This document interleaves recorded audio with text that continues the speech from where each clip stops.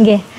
Terus kemudian kalau tadi ada ancaman melalui SMS, ada mboten yang mungkin hal-hal lain yang disampaikan yang tidak melalui SMS, stigma masyarakat, misalkan jadi bahan gunjingan atau bagaimana? Ada yang langsung ke saya, ada itu masyarakat ada yang langsung negur santri, itu loh Bu, santrinya begini itu, atau tidak langsung dia kayak usul tuh loh, harusnya begini, metodenya seperti ini, harus begini, saya begini, terus ya saya terima waktu ya terima kasih saya gitu.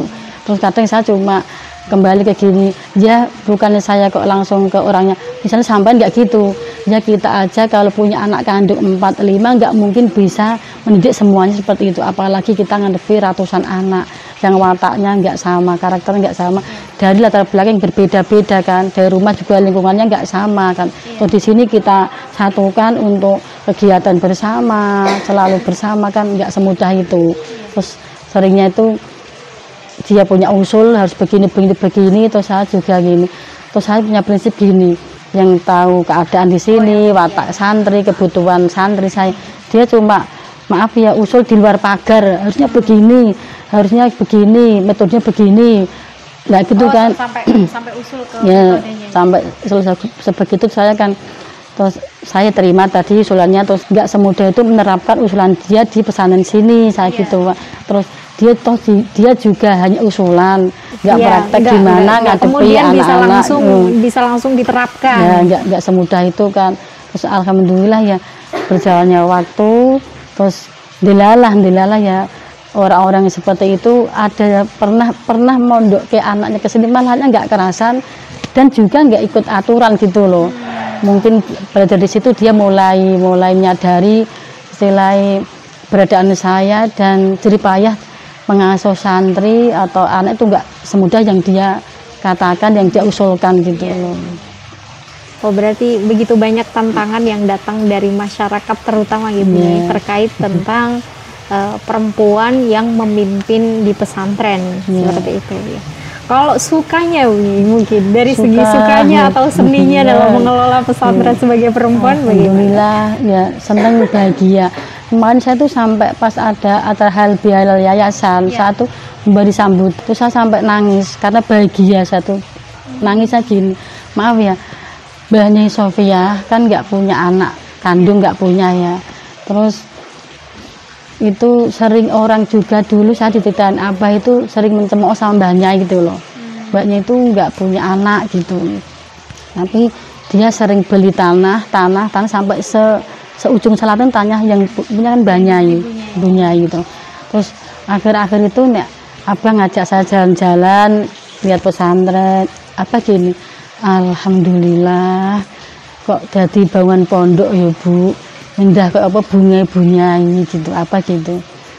Alhamdulillah Bu, kok bejo mbadok loh, bejo mbadok. Aku iri, Abah aja bilang iri. Usaha gini, Bah, saya kok nggak bisa apa-apa. Saya tuh matur Abah langsung gitu. Saya terasa Abah usia sudah semakin sepuh gitu. Terus saya nggak bisa apa-apa. Terus saya, yo wis Bu, ilmu sing duwe Gusti Allah. Enggak dipernahne Gusti Allah. Ning kene iki aku gak pernah maksa orang untuk mau di sini mengamalkan ilmunya. Bisa apa sing duwe ilmu lan gelem jak bareng-bareng. Berarti kuncinya punya ilmu dan ada kemauan. Nah, tuh. Gak memaksa, buatan ada unsur memaksa. Gak ada memaksa. Terus waktu sambutan kemarin saya teringat gini, Bani dibilang nggak punya anak. Saya kan juga nggak ada rencana tahun sekian harus punya pondok anak-anak. Tapi saya kepengen punya ada pondok anak-anak yang SD atau M itu. Saya bahkan sering kesuwan Abah panjenengan di Pak Mukharor Sambunyai pengen gak ada pondok anak-anak, terus saya disuruh ke belakang tuh ke Gus Mas Zaki. Ya Gus Zaki itu saya tuh pernah sowan ke sana. Terus saya itu sowan ke Gus Mus juga, ke Gus Mus. Awalnya gini, sowan ke Mbah Mus, memang saya kan kalau ada sesuatu yang tidak kita pecahkan bersama di sini, justru dari penasehat juga monggo jenengan sowan Mbah Mus gitu Pak. Gitu. Terus Mbah Mus memberi jangan banyak-banyak nasihat tuh. Yang penting dasarnya sing kuat. Jadi wis ono MTS, ono SMK, karena SMK juga milik pesantren kan tuh. Ya sampai gawe dasar terserah mau MI apa SD. Terus kita rapat sama sesepuh yayasan juga sesepuh pesantren, kita menghargai di Desa Kemadu ada SD. Kita bikinnya MI, tapi waktu itu kita bikin MI belum bisa mengasramakan anak-anak gitu loh. Oh gitu, berarti pulang pergi antar jemput. Nah, juga jangan antar jemput dari sekolahan. Kayaknya kita kok yo gitu loh, yo-yoan di antar jemput gitu loh ya. Nah, terus 1 tahun berjalan itu ada anak MI yang nggak sering pulang ke rumah, ikut ustadznya ke pondok gitu loh. Oh, gitu. Malah seneng di pondok. Akhirnya kita punya itu kamar tamu itu. Dia nginep di kamar tamu sama ustadznya. Tuh nggak mau pulang, seneng di pondok itu anak dua. Oh, ada 2 anak terus tambahannya titip anak itu 4. Terus saya belum siap untuk bikin pondok MI atau anak-anak gitu. Terus kemarin berkembang tambah terus saya tuh waktu di kamar tuh saya habis sholat tuh tiba-tiba saya nangis bahagia kan, rame di depan kamar saya, tapi saya gini, anak-anak jangan jauh dari saya. Kemarin mau dipindah di pondok yang sebelah selatan, saya enggak, itu kan dekat sungai, nanti saya mengkhawatirkan, tapi sekalipun dia tuh ngeramein saya tuh bahagia dengan suaranya. Kadang-kadang dia tuh ada yang sama temannya tuh saling ngejek, saling gini, aku malah denger langsung nggak apa-apa. Terus saya tiba-tiba nangis gini, Mbah Dok, ternyata jenengan tuh punya anak banyak, saya gitu, dan punya anak banyak. Tiba-tiba saya harus ngasuh anak 25 itu waktu itu, putri 20 waktu itu saya kecil-kecil. Terus yang saya itu belum tahu caranya gimana ngasuh anak seumur sekian gitu, seumur SD itu kan saya belum punya ilmunya kan tuh.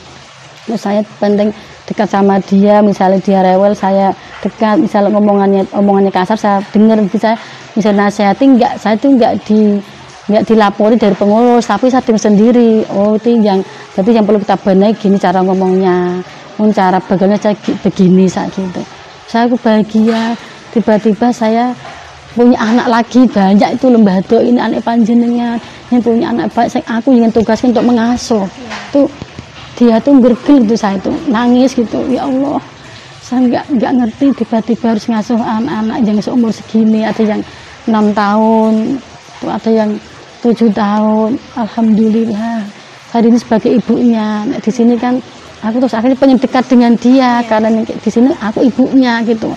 Apalagi ada anak yang orang tuanya itu pisah. Terus ada anak yang nggak mampu. Akhirnya saya pengen dekat, walaupun hanya membeli, mungkin saya menyapa. Alhamdulillah juga Mbak Viko tuh anaknya bisa merasakan kasih. Nah, ada perhatian juga gitu tuh. Terus Mbak Viko tuh malah juga dia tuh nggak sama anak yang usia SD, SLTP itu perhatian Mbak Viko-nya itu. Ada anak itu nggak kerasan sampai dia tuh mau dekatin, disuapin, dimandiin tuh pernah gitu. Misalnya anak yang kecil tadi belum mandi, ayo sini mandi, mana sabunnya Mbak, terus segitu. Dia juga telaten gitu loh. Alhamdulillah. Berarti mungkin kalau boleh saya ambil kesimpulan Bu Nyai. Jadi pengasuh sebelumnya ibunya Sofia itu beliau atas takdir Allah belum memiliki keturunan secara biologis, akan tetapi justru dari situ kemudian berkembang anak didik yang lebih banyak, santrinya ini justru berkembang lebih banyak setelah beliau wafat, seperti itu Ibu Nyai. Bahkan pernah itu kalau malam Jumat saya kan ke makomnya Mbak Nyai Sofia, saya kan pamit ke Abah, saya mau ke makom, ya Bu salam saya, juga saya sampaikan salamnya, kan diajarin kalau kita menyampaikan salam orang hidup ke orang sudah meninggal. Terus saya sama salam, saya nggak ngerti tiba-tiba itu Abah ada di belakang saya di musola itu kan, musola. Saya pas nggak sengaja sama tuh, saya nengok ke belakang ada Abah, terus saya diem. Sampai rumah saya juga begini guyon, Abah cah itu apa kangen sama Mbak Dok ya gitu. Sabar gini, alhamdulillah kok kepenak Mbak Dok Bu. Karena apa? Setiap maghrib sampai isya di sini ada wiridan yang waktu itu tidak boleh kita untuk mengaji. Jadi ada aurat yang dibaca bainal maghribain. Jadi langsung habis maghrib dibaca sampai sholat isya. Itu Wirid apa itu? banyak ada urutannya wiridan itu ada. Itu diberikan kepada santri yang meluk di sini. Saya pernah matur ke Abah, misalnya bakdo maghrib sing anak-anak dulu juga pernah ada anak kecil 2 waktu Abah Sugeng itu belajar gimana, gak Bu, kalaupun dia nggak apal wiridan biar ikut sama teman-teman sing seniornya itu ikut wiridan biar kesawapan wiridannya gitu.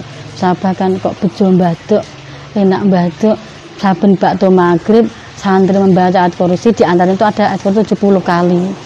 Mendah koyo apa bunyi mbaduk ya Bu, itu apa aja ndika seperti itu kan, kok kepenak mbaduk gitu loh.